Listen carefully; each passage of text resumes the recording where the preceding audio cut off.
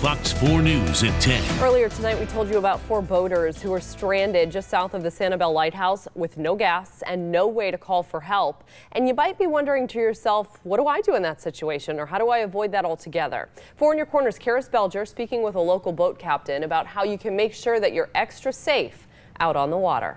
Karis?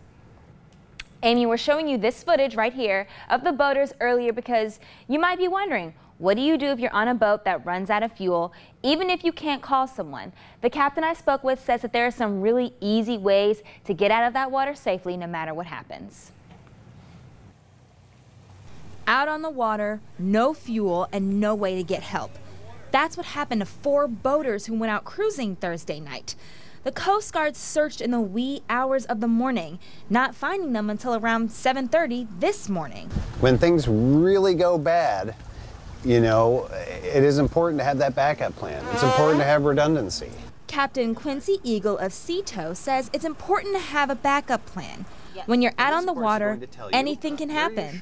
He says you can get out of almost any boating emergency if you're prepared.